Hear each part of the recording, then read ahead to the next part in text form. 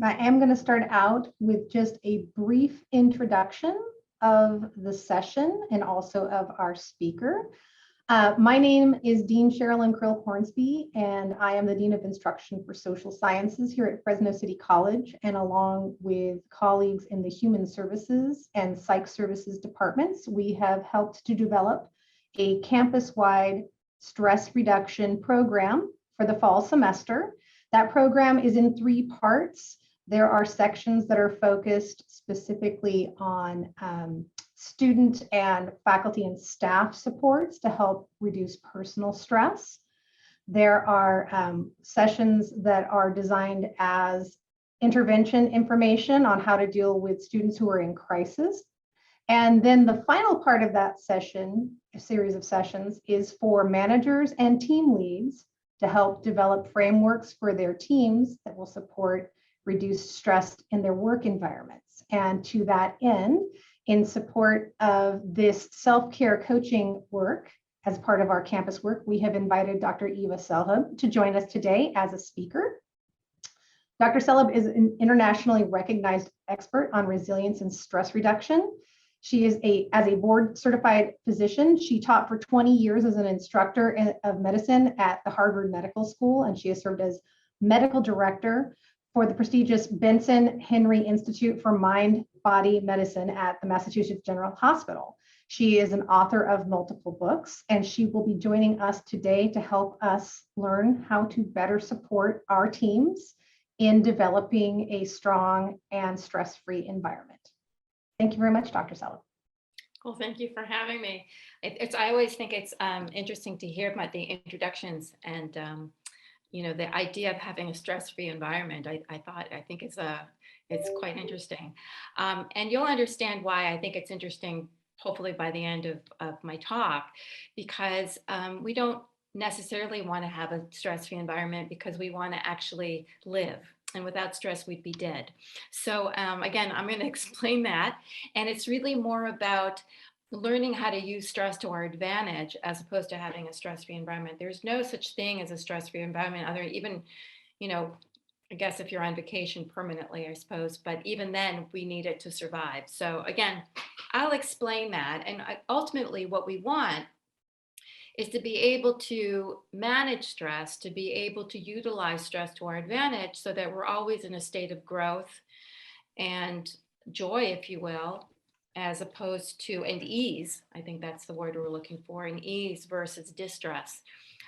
We want to be, if you look at ease versus disease, right? So when we learn how to utilize stress to our advantage, we can live in a state of ease. If a good example of that is an athlete, for instance. So athletes who stress their bodies out regularly get to a place where they are stronger and faster or better at whatever it is that they're experts in, which is why they're stressing themselves in that way. It's called hormesis, the ability to get better, stronger, fitter. And that is with a little bit of stress or added stress, it allows them to get that way, versus disease, right? That is when a breakdown from stress that is falling apart and unable to get back up. And if we look at what resilience actually means, resilience is the notion that we can get back into original form after stress. So again, getting back this idea of a stress-free environment, that life is always going to throw us stress. We're always going to have curveballs. It's always going to happen. The question is, how do we manage it? How do we maneuver through it? And we'd like to be able to maneuver through it as a community, as a team, as individuals with ease rather than disease. And that question is, how do we do that? And I just want to sort of reel back a little bit and talk a little bit about my own experience of how I got into this idea of how am I looking at the world? Am I looking at it half empty, half full? Is it full of stress or lacking stress, whatever it is that we want to look at? And it wasn't always this way. I had to learn through my own experience. And for me, it started back in '96 when I was working as a resident at Boston City Hospital. And at that point, we had a different virus that was rampant, and that was HIV.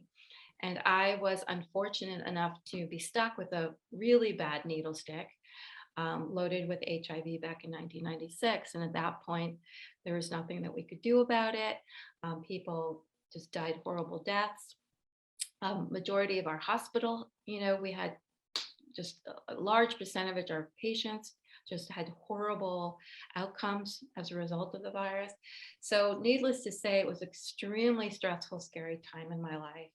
I cried a lot. I had to go on 14 different pills a day to try to prevent converting into HIV for 6 weeks. And it was 6 weeks of doing a lot of bargaining with the powers that be and said, please let me live. And I promise I'll be a better person. I'll work harder and try harder.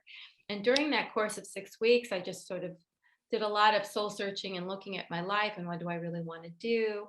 And so that was sort of the beginning of me kind of looking inwards, but really not coping so well. I cried a lot, and I was also physically ill from the medications. And to just shorten this very long story, because really happened over a 5-month period, starting out with the needle stick, you can imagine, I'm thinking, okay, everything turns out okay. 6 weeks later, I don't have HIV. Now I'm going to get going and deal with my life. And then I just started I felt like I kept getting hit. My grandfather died, then my dog died, and then somebody started harassing me and writing letters to the medical board. So I had to take them to court. And then my apartment burned down completely, and I had no renter's insurance. And then my father had a heart attack, and that all happened, less than a 5-month period. And each time something would happen that was negative, I would sort of fall down, get depressed, be anxious about it. Then I'd sort of rewire my brain and pull myself up by my bootstraps and go at it and decide to do something different, something new, something better. But by the end, by my father's heart attack, I lost it. I just could not find any positivity in the world. This normally positive person was negative, negative, negative. I did not want to live. I was not suicidal, but I would have been quite happy if somebody else actually just ended it. I just had no energy. I had no energy to smile, no energy to think. I just didn't want to exist anymore. It was too difficult. I just didn't understand. I kept saying, why me? Why me? Why me? Why me? And that went on for probably 4 or 5 months. A friend took me out for dinner and said something very simple. She said, we miss you. You haven't been the same since the needle stick. We miss your smile. And something inside me lit up. I can't tell you what. These things happen. I went home and I thought, all this time I've been walking around feeling like a victim, saying, why me? Why me? And I'm really not asking the right question. Not really why me is the question. It's why not me? Nature just as soon lets a forest fire burn as a flower bloom. It's not personal. Why am I taking this personally? Why do I feel like I'm being punished? Where did I learn this? Where did I learn that I was somehow bad because of circumstances of life and taking it so personally? And that was really when I decided to start working at the Mind Body Medical Institute, which is now the Benson Henry Institute for Mind Body Medicine, to learn about stress and meditation, because I decided at that moment that I had a problem. And if I had a problem, then most people did, which was this idea of being victimized by life, this notion that life was happening to me as opposed to with me. And then I realized that I made the choice. Life was just going to happen. It was going to throw me curveballs. And sometimes it was going to be challenging and hard. And sometimes it was going to be easy and joyful. But either way, that didn't change me. What I could do was change how I dealt with it, was my approach to it. And I knew that I had, some work to do, because I had a lot of negative belief systems. And I had to figure out where they came from. I had to figure out how to correct them. I had to figure out, what the connection was between the mind and body. So when I started my primary care job, I also started working with the Mind Body Medical Institute to start learning about these things. And indeed, what I did learn is there is a very, very intricate connection between the mind and the body, between our emotions and our spirituality, between our physical health and our relationships and our connections to everything that's around us, that allows us to then influence everything around us, that we don't live in isolation, and that our own attitude, whether positive or negative, half empty or half full, whatever it may be, creates then a co-creation of the rest of our lives. It influences our behaviors, it influences our subsequent choices, it influences our relationships, and ultimately how we influence others. Like we're all either, pebbles or boulders, and when you throw that in the water, it's going to create a ripple, which means it creates an influence. And so, what I was realizing was I have a choice. I can either be a victim in my life or I can be the victor of my life. I can either look at life and say, is life happening to me? Am I a victim to this? Am I helpless? So that would be the helpless mindset. Or am I the co creator of my life? That any decision I make can then make a difference, influence the outcome, my behaviors, and the people around me. Like I can't change whether it's going to rain or whether it's going to snow. I don't have any control over that. And for the most part, we don't have control over a lot of things in life. What I do have control over is whether or not I wear rain boots or a winter jacket when I go outside, which means the difference between having a nice time and being comfortable outside versus being uncomfortable, which is going to send a completely different trajectory for the rest of my day. I can look at what I don't have, or I can look at what I do have. I mean, if you think about like all the time people say, well, I don't have this and I don't have this, or I'm not good enough, or this person didn't do this. It's like saying, well, I don't know what I want to have for dinner and walking into a grocery store. You're not going to know what to buy. And then you're just going to end up driving through McDonald's because you can't figure out what you want to make for dinner because you're only thinking about what you don't want, as opposed to thinking what I do want. What can I co-create? Then you like look up recipes and you're going through in the grocery store very purposeful and buying the exact ingredients you want. So you can take something big and you can take something small. But the way we approach things, the way we look, our lens of how we look at the world and how we look at ourselves will then co-create a life of ease or a life of disease based on the choices we make and based on our emotions and our physiology. It's all interconnected, which is why when I talk about this, I talk about the 6 pillars of resilience. The 6 pillars that enable us to have this growth, open mindset versus this victim mindset, which are paying attention to our physical health, emotional balance, spirituality, mental clarity and grit, the ability to stick with something, loving and healthy relationships, and ultimately the ability to exist as leaders, to know how we influence other people. So I want to do an example with you on how this can connect it and how this affects our choices. So it's important to understand that when we are in any type of emotion, positive or negative, it automatically associates, our brain associates with the memory. That's really how we remember things, is through emotion. So your positive emotions connect you to positive memories and a positive physiological state, and often positive behaviors or whatever behaviors are associated with that. The same goes with the negative.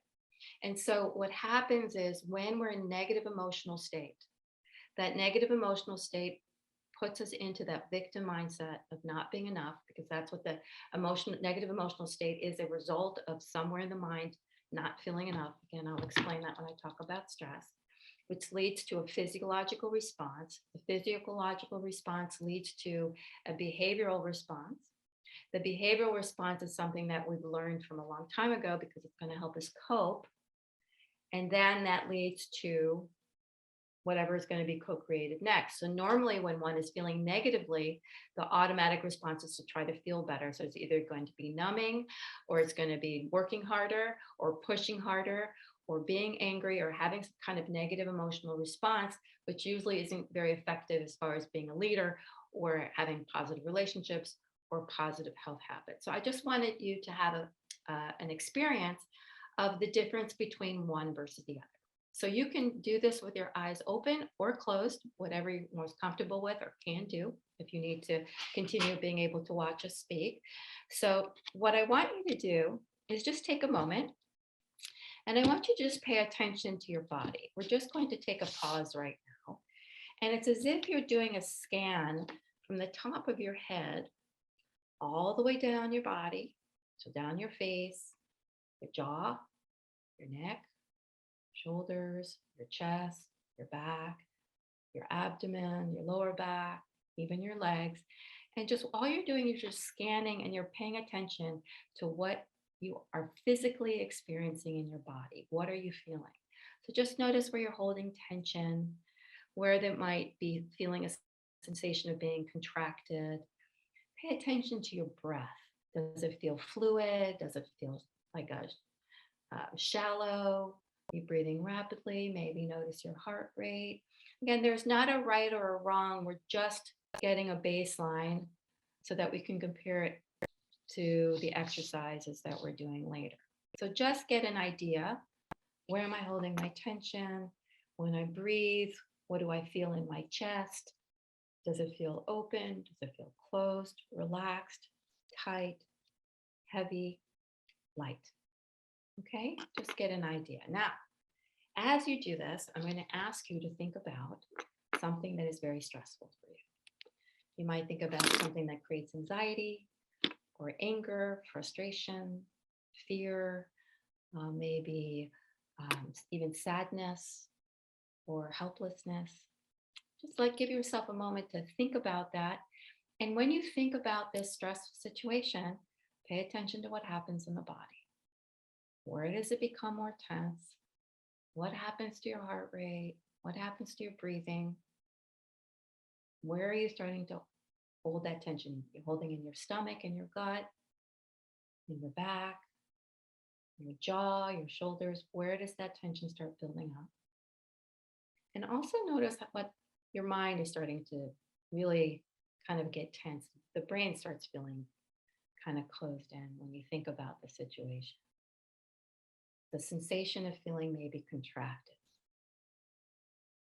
Now take a pause. Again, notice how the body feels. And then we're going to switch it up.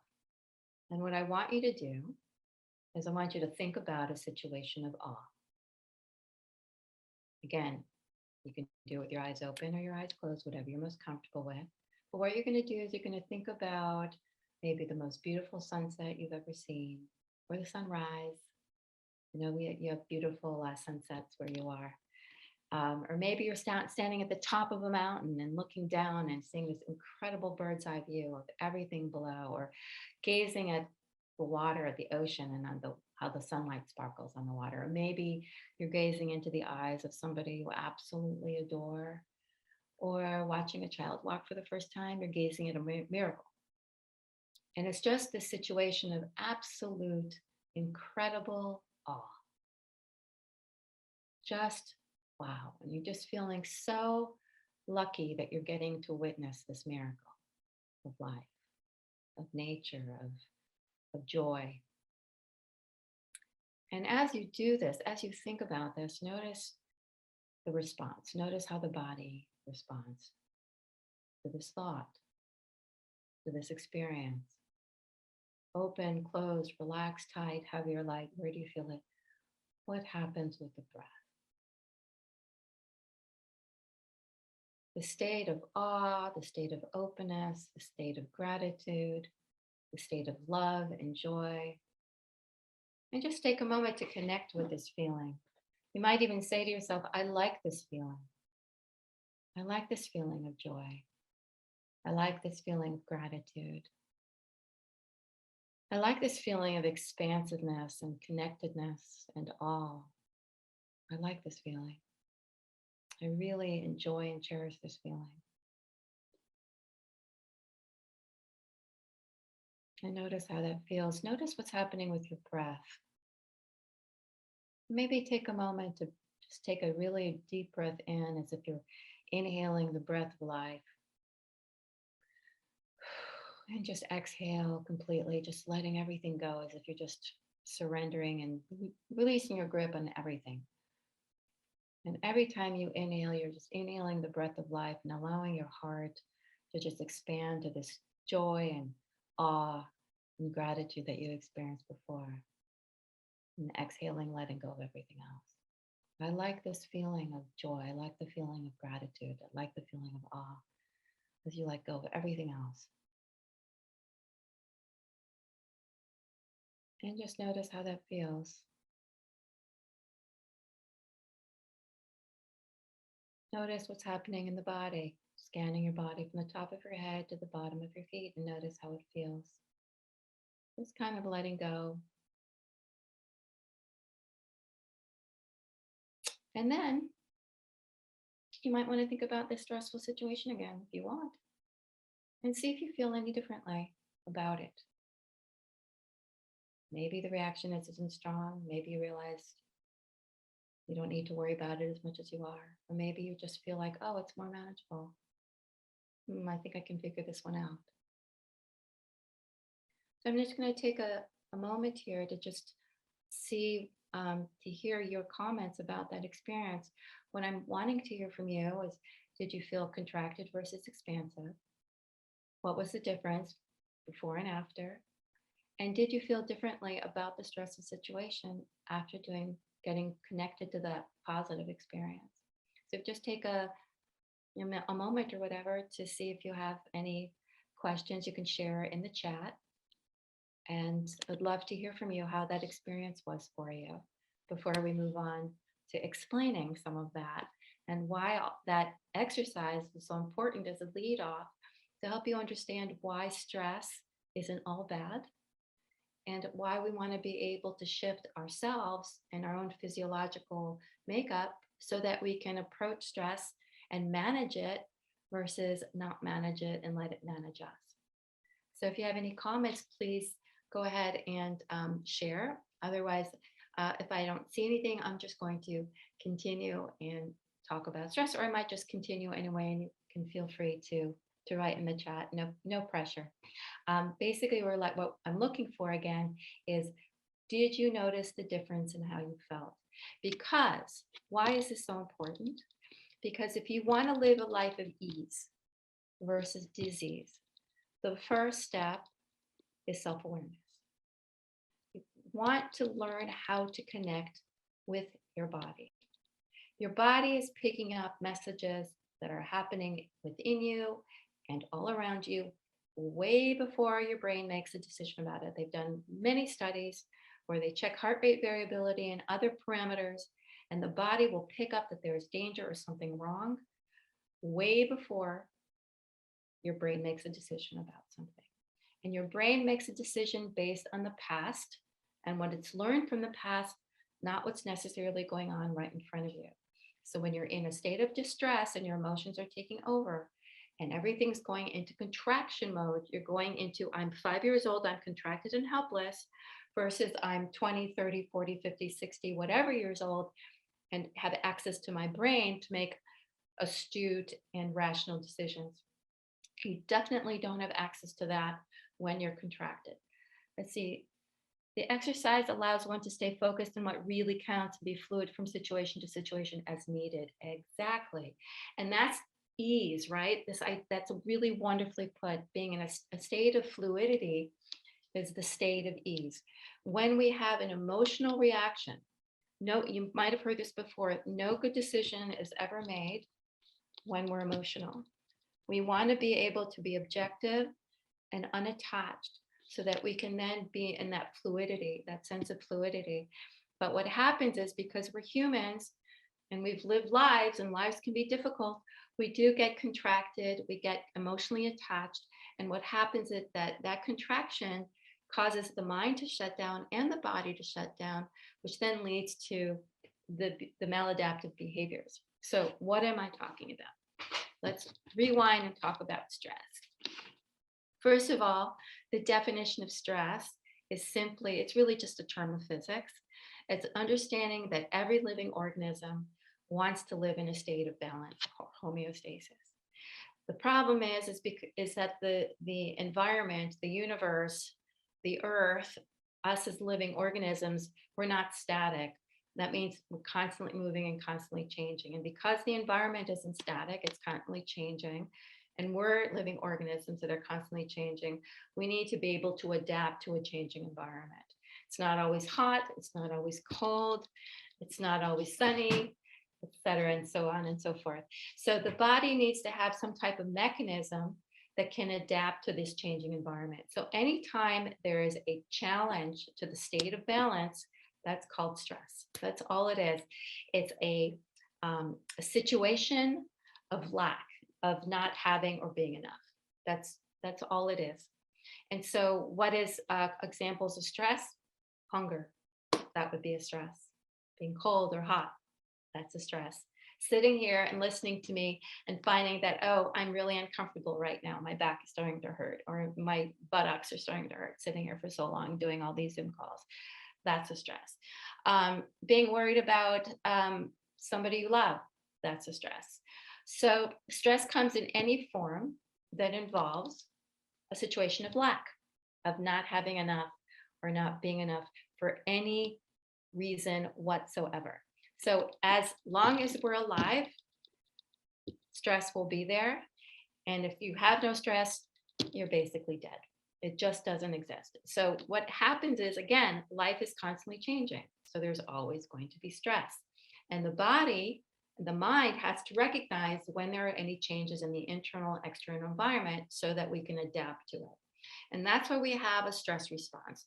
So we have sensors throughout the body that enable us to pick up imbalances that then alert the brain.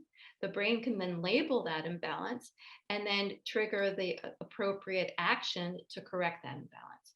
So, for example, when we're infants, we didn't have really much ability to self-regulate. You have a little bit of ability to self-regulate, but not much, because you basically have a blank brain and you don't have really good muscular movement or abilities or control.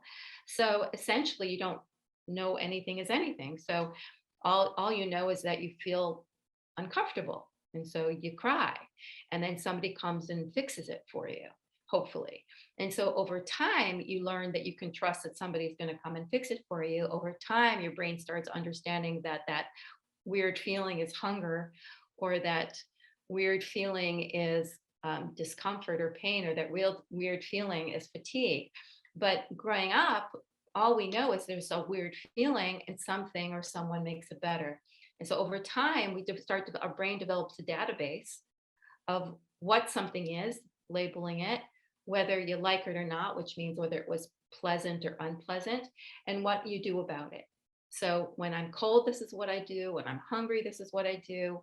When I, need to tie my shoes, this is what I do. And it all becomes programmed into the brain so that you don't have to think about it going forward. So the template of who we are and how we're going to be, how we see ourselves within the larger context of this world of being enough or not being enough, is pretty much formatted by the time we're in our early teens.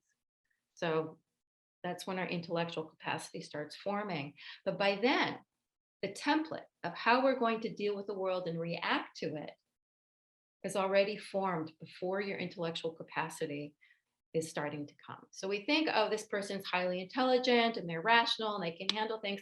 But when push comes to shove and they get really emotional, they lose it, right? This is why we find people who find they're trying to go on diets and then they find their face stuffed in Ben and Jerry's, or, somebody who's really, really calm, but then they explode and they lose it every time they're angry.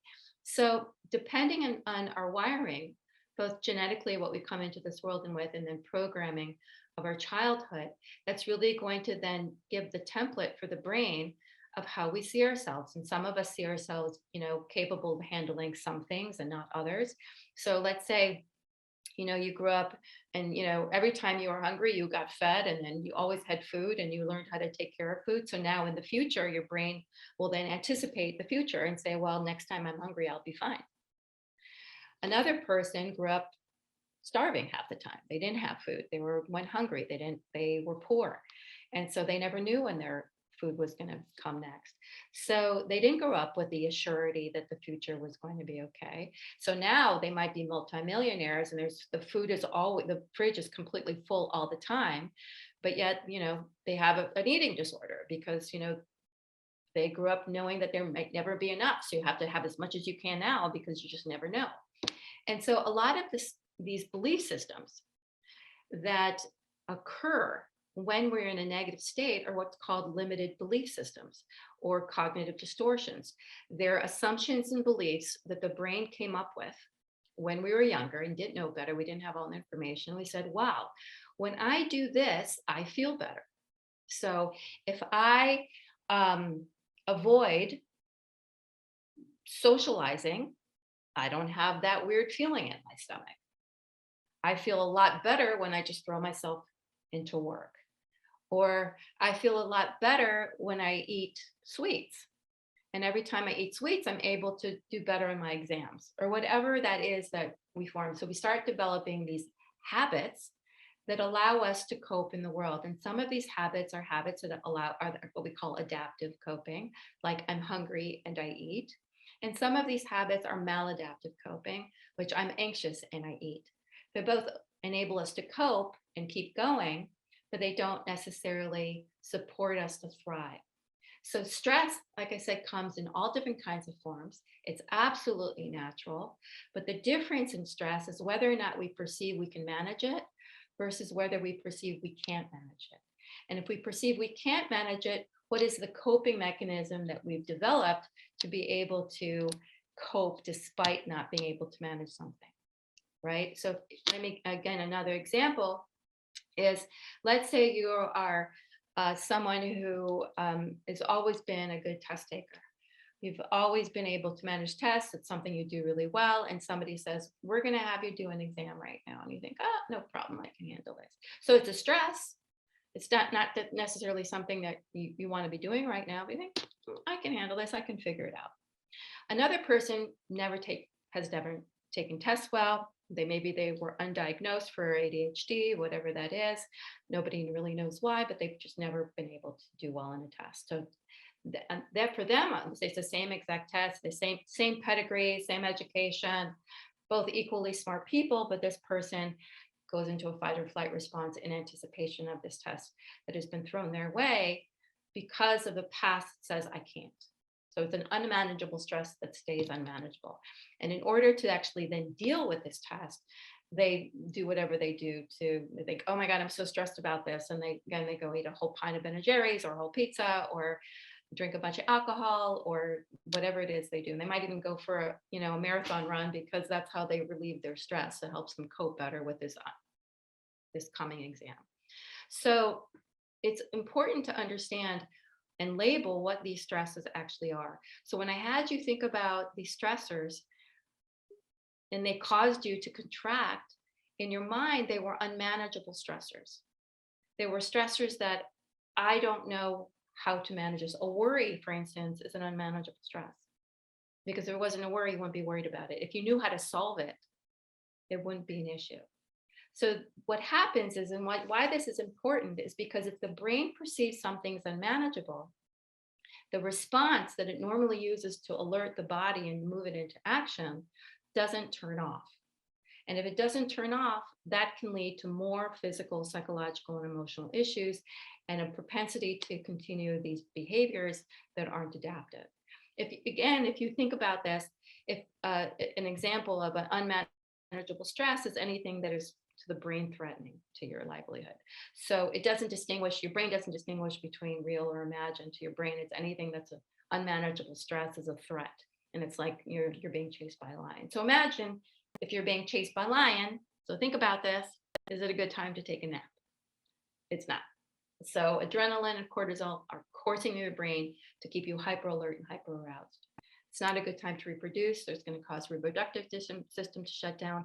It's not a good time to forage for food. So the digestive system will be shut down. There is less blood flow to the gut. There's slowing down of the movement of the colon, which is called peristalsis. There could be contraction of the esophagus, all on a way to deter you from eating. The muscles will become more tense in preparation to fight like mad or run like heck. So the neck will stiffen, the shoulders come up, jaw comes forward, you can grimace and look scary, and lower back tightens. Everything's tightened up so that you can pounce or run. Your body also needs more energy to fight like mad, run like heck. So the body's going to go into a process called catabolism as opposed to metabolism. That means breakdown. So muscles are breaking down for protein, amino acids. The liver is breaking down to give you glucose or sugar. Fat cells are being broken down for fatty acids. And you might even have bones for your minerals. Your heart rate's going to pump faster. Your breathing's going to go faster so you get more oxygen. The cardiac output's going to increase. The pump's going to pump harder. And because you don't need fine motor skills, the end result is a bigger pump out, but less allowed to the periphery, that's going to be an increase in blood pressure as a result. So we're looking at increased blood pressure, increased muscle tension, increased respiration.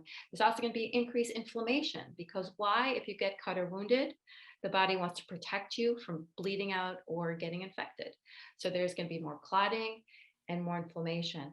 The brain also wants you to stay in a bad mood because it doesn't want you to go hugging this lion.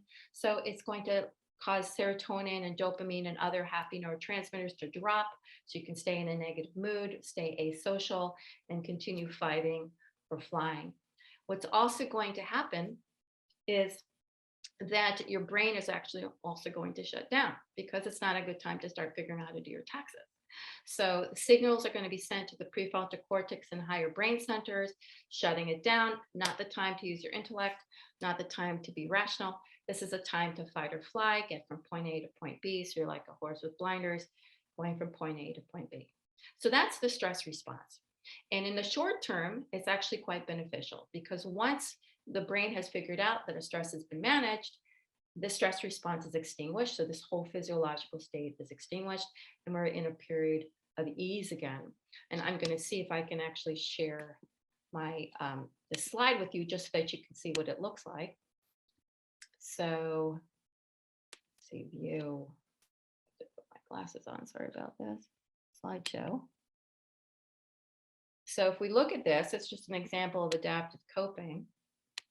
So if we started here at the at 0, we're all sort of calm, and there's a stressor that happens, and here's a stress response, arousal reaction that happens. We deal with the stress, and then the stress response has a mechanism of auto feedback and ability to put itself out. So this period of recovery happens where the stress response is coming itself down, so that we're back down to here. And that's what happens when we have a manageable stress.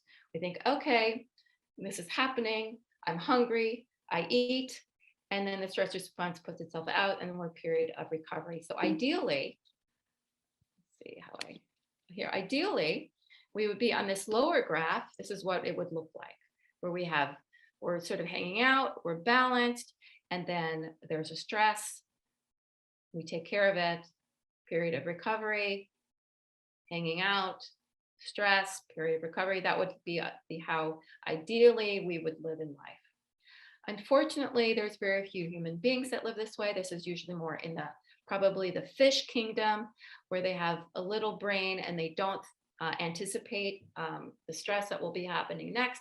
Most of us, unfortunately, live here. Why? Because we go to bed with worries, which means we probably are not getting deep sleep, because the adrenaline and cortisol is flying through our brain, thinking we're being chased by a lion. And then we also may not wake up feeling rested. But then there's life that is thrown on top of here, where there are some stresses that we manage, but a lot of them that we don't. We just sort of, again, we eat because we're anxious, not because we haven't necessarily dealt with why we're anxious to begin with.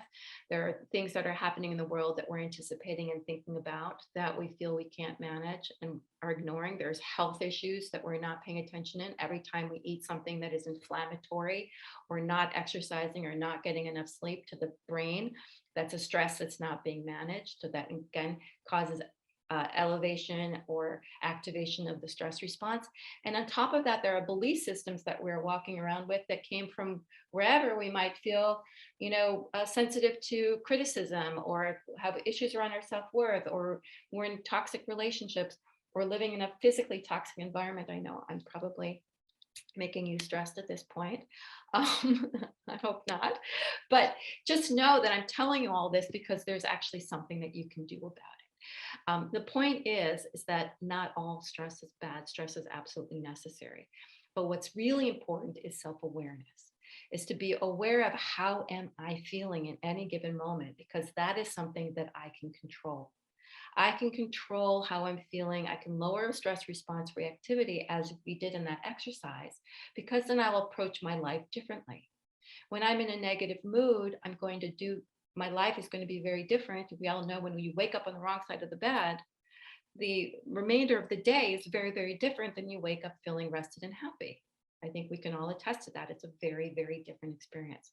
So the question is, how do I get there?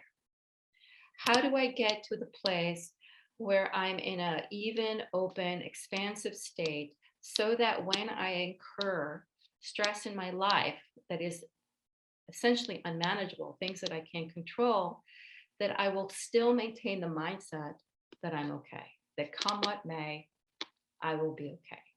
And so that we do by pausing.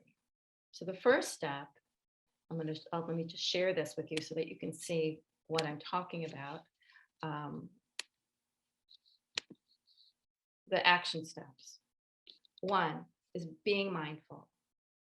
That means non-judgmental awareness of the present moment, how I am feeling.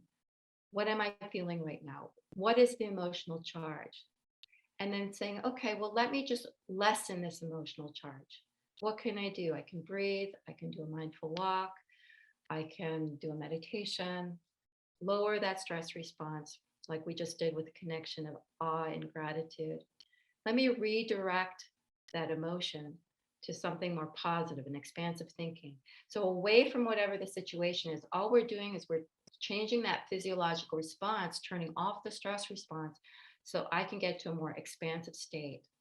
And then I'm going to reassess.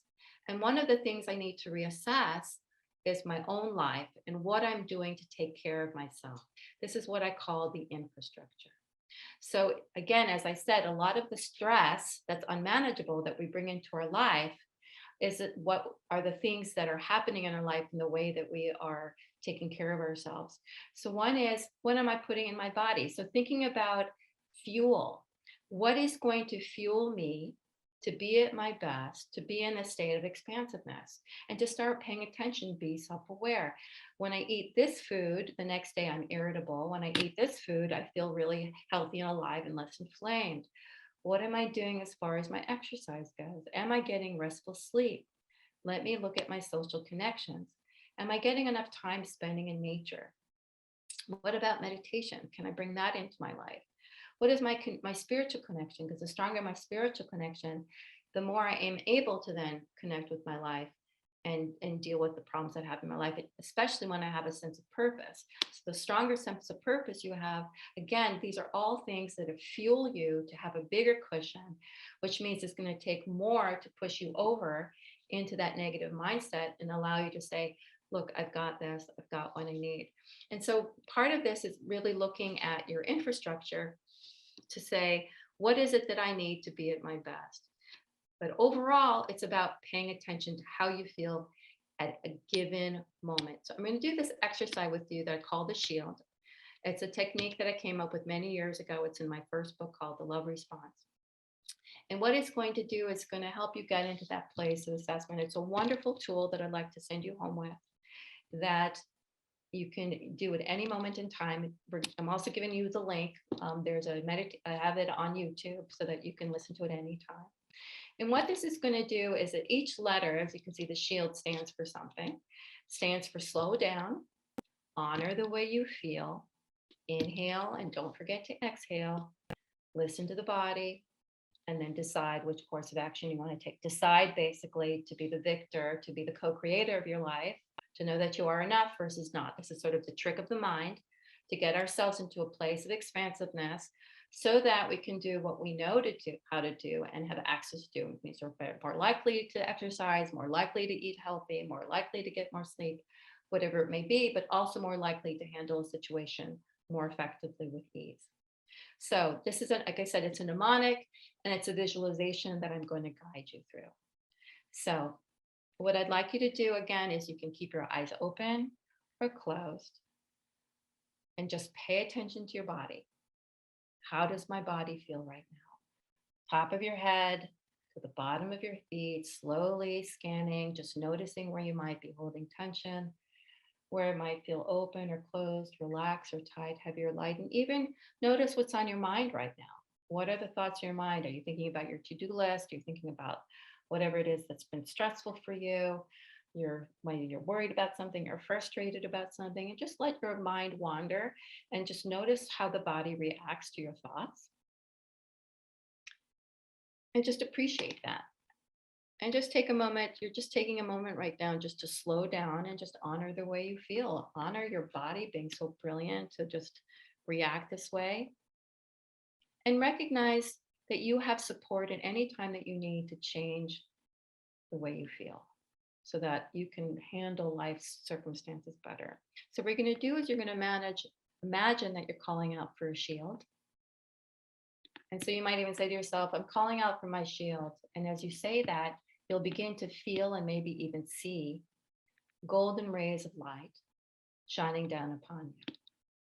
These are rays of light that are full of unconditional love, grace, and wisdom that are shining down upon you from the heavens above, surrounding you with divine love and divine light, holding you like a divine mother might be holding her infant, letting you know that you're safe, that there's nothing you have to be or do right now, and that you can slow down and just honor the way you feel.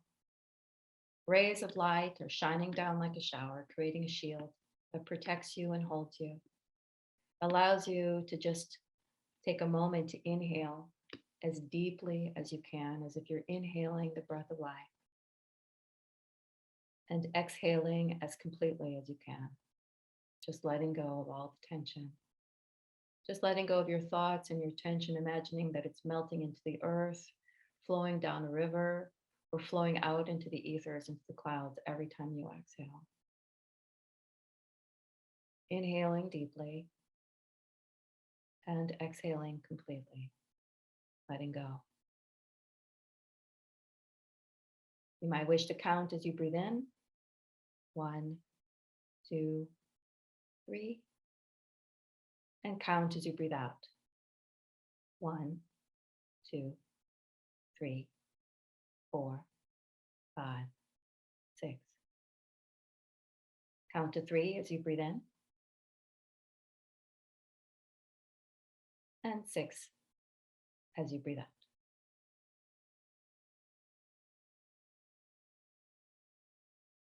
Letting your breath gently guide you into relaxation. Allowing the mind and body to quiet so that you can listen to your body. What is trying to tell you? In what way you're feeling that you're not enough? And decide to change that story. Decide to remember that you are the co-creator of your life. And start saying silently to yourself, I am enough, I have enough. I have all that I need. Come what may, I have all that I need.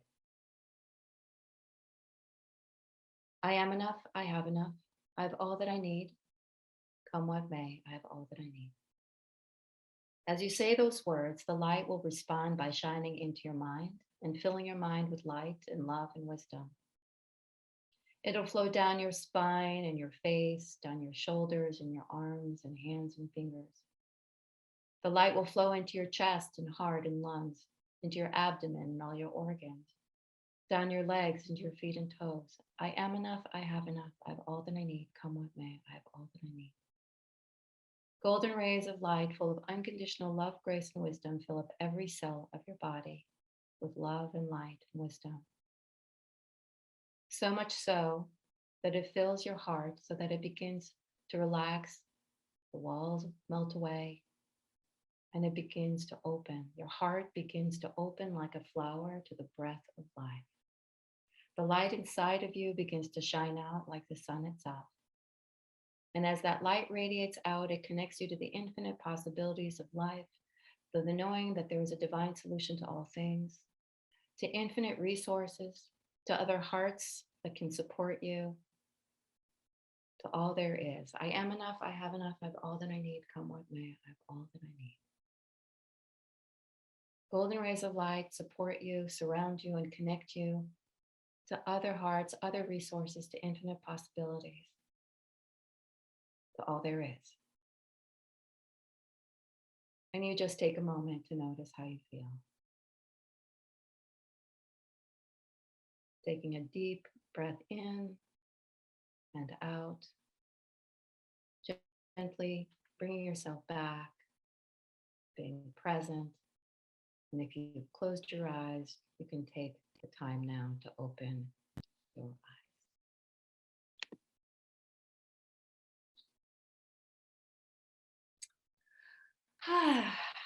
So just notice how that feels now. And again, you can even think about whatever it was that you thought about before that stressful situation, or think about what you might do with regard to taking care of yourself. In this state of love and peace and flow, you're much more likely to make positive decisions, to be able to interact more peacefully with people, be more rational. This is the time when you would want to sit down and actually create a list or have a conversation or figure out any problem solving. That would be now, because now you're in an expansive state, you have access to your resources. So with this, I think I'm going to close and take on your questions.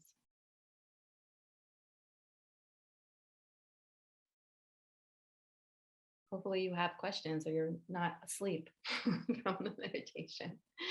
And this meditation is available for you on YouTube. There's the link as well.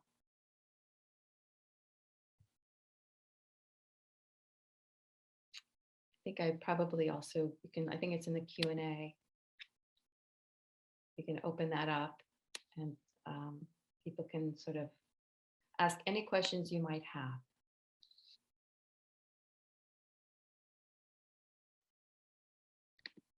Okay. What is the best way for team leads to share the supportive technique with their teams?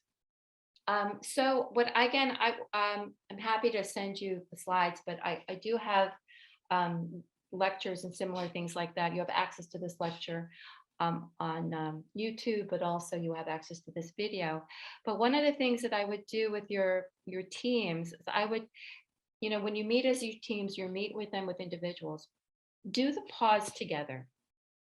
So I think it's important for people to start employing the concept of mindfulness into the workplace and into their daily lives. So that is non-judgmental awareness of our experience in the present moment. So what am I feeling? So maybe initiate in all your meetings and all your conversations, so people start getting used to it, is rather than jumping right in and, take a pause. Let's take a breath together. Maybe play the shield once if you want and have people do this meditation together, or you can do a breath focus together. You can sort of do a 2-minute meditation together. Most of my meditations are quite short, so it enables people to do that. But I would encourage people to first, let's take a pause. Okay, inhale, don't forget to exhale. What am I feeling here?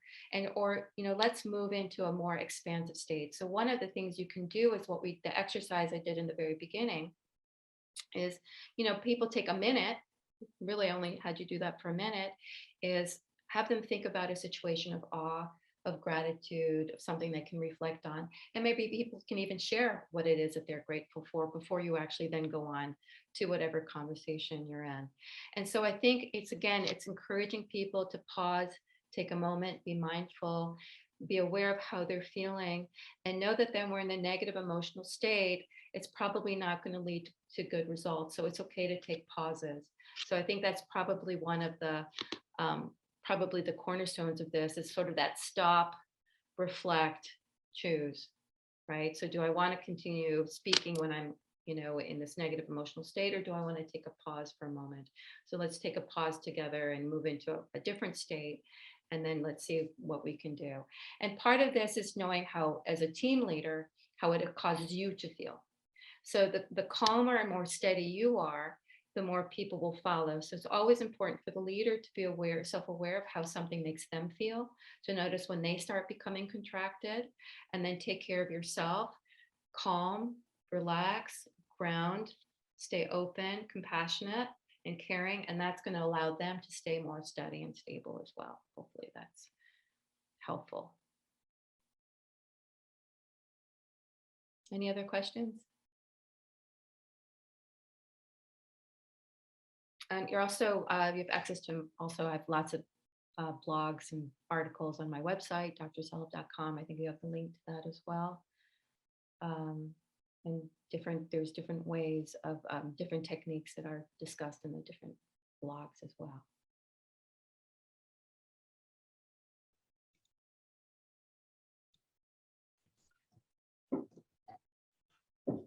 All right, folks, if we don't have any other questions for Dr. Seleb, I would like to definitely thank you for coming and joining our team today and giving us that wonderful set of techniques and work and exercises that we can incorporate into our lives as we try and take a moment to center ourselves before we work on all of the many, many projects that we all have in front of us. And I would definitely encourage us to consider sharing the recording of this session with your teams. We will definitely have access to that. In addition, I know that we have a link to Dr. Seleb's website, which we will be posting in the chat. And if you have any additional questions or anything else that comes up in the next few days or weeks, would that be something where folks could get a hold of you, Dr. Seleb? I love hearing from you. So absolutely feel free to email me. I'm happy to hear from you. I'm happy to share and help. It's in an hour's time or 45 minutes, there's just so much to cover. But the real take home message here, which is sort of the title of your program, which is self-care. And I want you to think about everything in my life is fuel, everything. So my thoughts are fuel. So it's either fuel that's going to enable me to thrive, or it's going to be causing a leak in my gas gauge, which is going to cause me to dive. So positive thoughts versus negative thoughts. And it's not necessarily about being Pollyanna, like life is great. It's I got this. I'm going to figure it out, which is very, very different than being helpless. So your thoughts are fuel. The people that you keep around you are fuel. The food you put in your body is fuel, whether or not you're giving yourself enough sleep. And the more fuel you have, the longer the drive you can make. So make sure, you create some type of space, because that's the difference in expansiveness, right? It's the feeling of the ease. It's this feeling that I have space. It doesn't take a lot of time to create space. So create space in your home where you can meditate, right? It could be just one small little corner that's only yours. And when you cross over the threshold, it's your sacred space. Create time in nature to walk outside 5, 10, 20 minutes. 20 minutes is ideal, but if you don't have that much time, but you can do a 20-minute mindful walk in nature. That's your meditation for the day and exercise.